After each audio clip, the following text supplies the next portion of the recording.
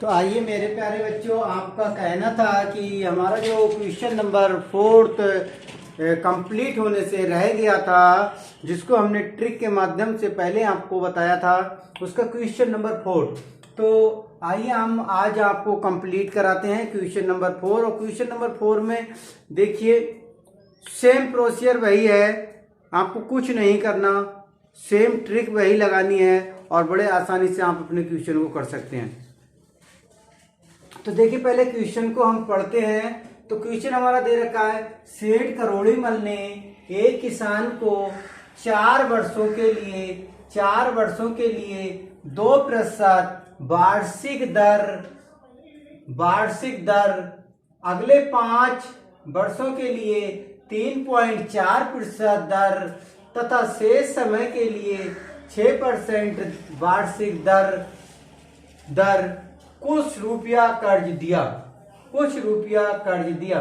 यदि 16 वर्षों के बाद वह 13,400 रुपया ब्याज के रूप में पाता है, तो वह कितने रुपये कर्ज के रूप में दिया था।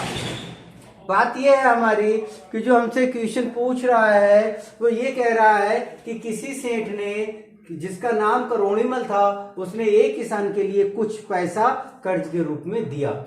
पैसा पता नहीं है हमको, तो मान लेते हैं कि हम उसे उसने मूलधन दिया होगा, क्योंकि ब्याज और मूलधन। तो देखिए हम मान लेते हैं कि हमने उसने मूलधन दिया था उसने अपना, वो मूलधन उसका पता नहीं है हमारे लिए। हमको क्या निकालना है? मूलधन निकालना है। अब देखिए उसने किन किन शर्तों पर कुछ पैसा दिया था, उन शर्तों को हम पढ़ लेते हैं और समझ के अपने पहले नोट करते हैं। तो देखिए पहले तो उसने दिया था 4 वर्षों के लिए। कितने वर्षों के लिए? 4 वर्षों के लिए। तो देखिए 4 वर्षों के लिए उसने दिया था, 4 वर्षों के लिए जो हमारा दर था वो दर था 2% वार्षिक।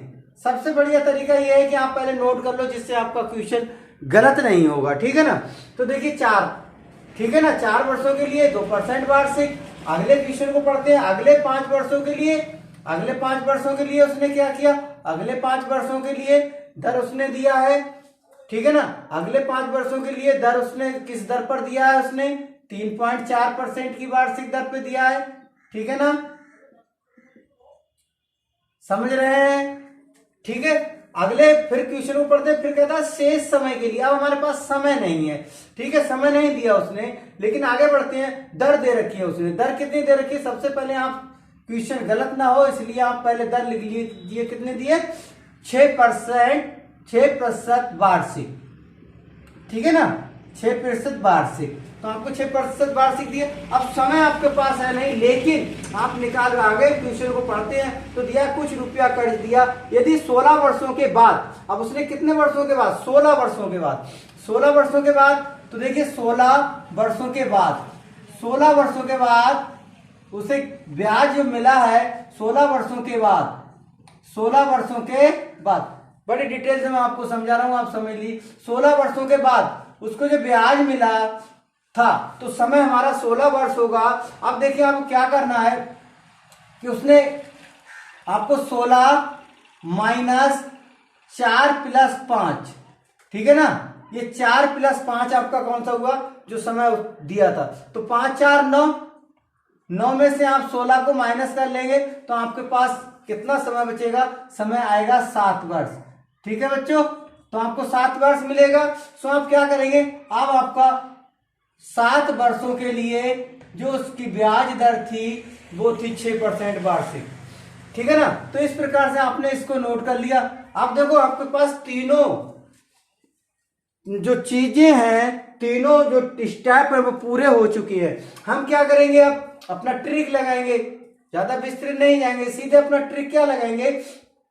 अब देखिए हमारा ब्याज कितना था, हम अपना ब्याज भी नोट कर लेते हैं बराबर इक्वल में। तो हमारा ब्याज जो उसको प्राप्त हुआ है वो उसको हुआ है 13,400 रुपए, ठीक है। अब देखिए हमारे पास कंप्लीट क्वेश्चन हो चुका है। अब हम क्या करेंगे कि हमको सिर्फ अपना ट्रिक फटाफट लगा देना।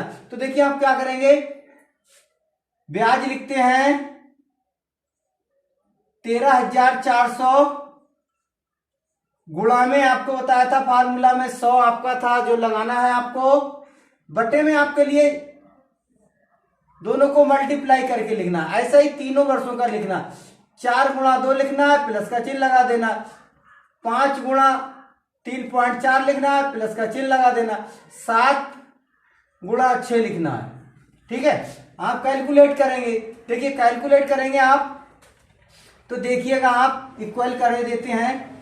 अभी जो ऊपर की डिजिट हैं, ऊपर के जो नंबर हैं उनको सेम लिख लीजिए आप।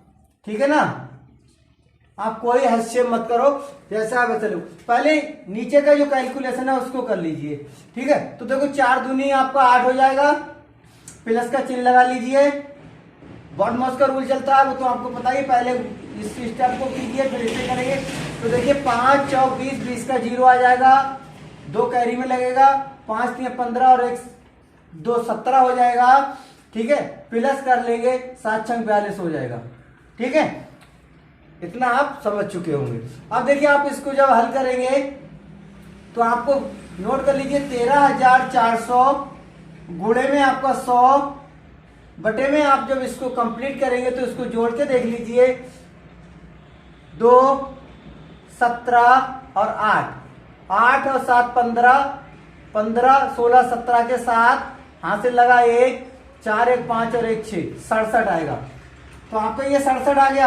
अब आप इससे क्रॉस कर लेंगे तो देखिए क्रॉस आराम से देखिए कहां से हो सकता है, नहीं होगा। इससे इसको क्रॉस करके देखते हैं तो 67 का 2 बार गुणा करके देखिएगा, 14 का 4 हासिल 1 और 2 6 12 और 1 13, ठीक 134 आ गया ना। तो इसका मतलब है 67 दूना 134 और 2 जीरो है, आप 2 जीरो बढ़ा लीजिएगा। इसे रब करते हैं जो कैलकुलेशन किए हैं। अब देखिए आपके पास क्या आया 200, नीचे तो 1 हो गया ना, कैंसिल 1 से मल्टीप्लाई 1 से क्रॉस करेंगे सेम आएगा। तो 200 गुणा 100 का गुणा करेंगे तो देखिए 2 एकम 2 और 2 जीरो 2 जीरो हमारे 4 जीरो आ जाएंगे। तो कितना रुपया आपका हो गया 20,000। तो क्या रुपया दिया था उसने, तो आपका जो मूलधन मिला जो सेठ ने मूलधन के रूप में दिया था, तो आपका आंसर कौन सा सही है आप देख लीजिए। पहला 20,500 है, 30,000 है, इकाई दहाई सैकड़ा हजार 10,000 20,000। आपका तीसरा क्वेश्चन सही, सॉरी तीसरा विकल्प आपका सही है। क्वेश्चन का तीसरा विकल्प आपका सही है, तो इसलिए आप नोट कर देंगे तीसरा विकल्प आपका सही है 20,000 रुपया। तो इस प्रकार से मेरे प्यारे बच्चों बड़े आराम से आप किसी भी क्वेश्चन को हल कर सकते हैं। आपका क्वेश्चन नंबर 4 जो शेष बचा था करने से वो हमने आज कंप्लीट करा दिया। आप इसको अच्छी तरीके से तैयार कर लेंगे।